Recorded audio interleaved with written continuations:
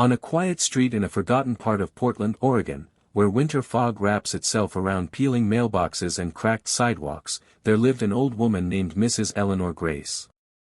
She had no family left. No visitors. Just an old kettle, a squeaky rocking chair, and a heart that beat more for others than for herself.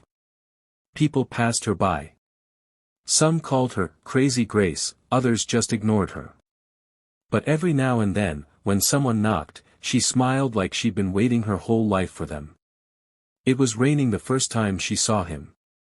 A small boy, maybe 6 years old, limping past her gate, soaked, muddy, and wearing only one shoe. His name was Jack. She opened the door. "You okay, sweetheart?" she asked, her voice warm like cinnamon. He didn't speak. Just nodded.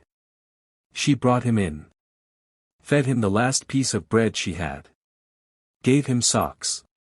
Dried his clothes. And when he finally spoke, it was just one word: thank you. From that day on, Jack came by every week. She taught him how to plant seeds, make hot cocoa, and find warmth in the coldest days. One snowy morning, Jack found the front door wide open. Mrs. Grace was on the floor, unconscious. He panicked. Banged on neighbors' doors. Screamed for help. No one came. A man across the street yelled, "Call 911, kid."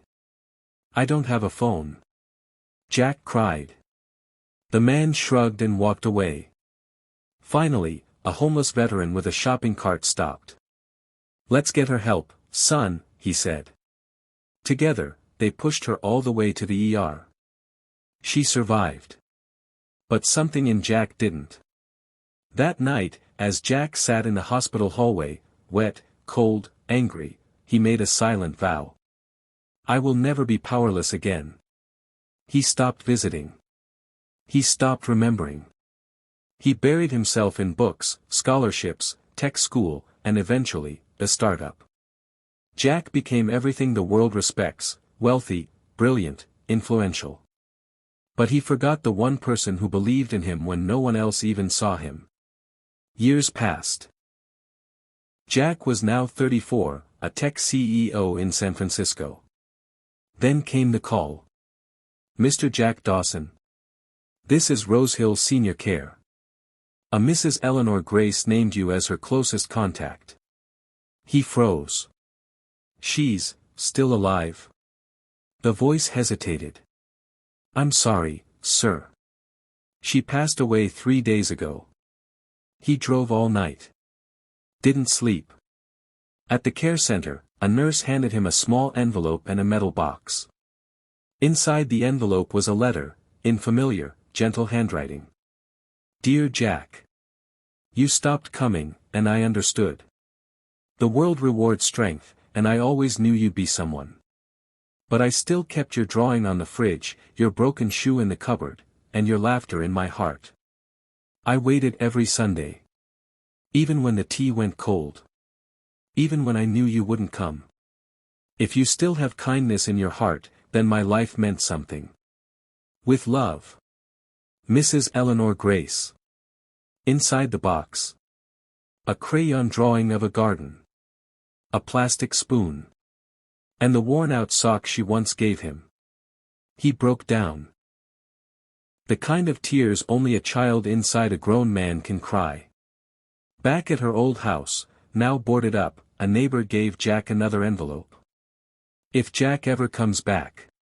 Dozens of money orders. Each for $5 or $10, addressed to Jack Dawson. And a journal. "Sold the old lamp today." Jack looked tired. Bought him a school bag. He didn't ask, but I knew. Turned off the heater to save the bill. Used the money for his books. She had gone cold at night, just to keep him warm.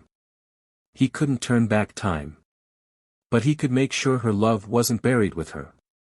Jack bought the whole building. He turned it into the Grace Center, a shelter for elderly people with no one, and children with nowhere to go. On the top floor, he built a small indoor garden, with sunlight, hot cocoa, and art supplies. At the entrance, there's a plaque that reads, "Here lived a woman who gave everything she had, and never asked for anything back. This is not where kindness ends. This is where it begins again." Asterisk.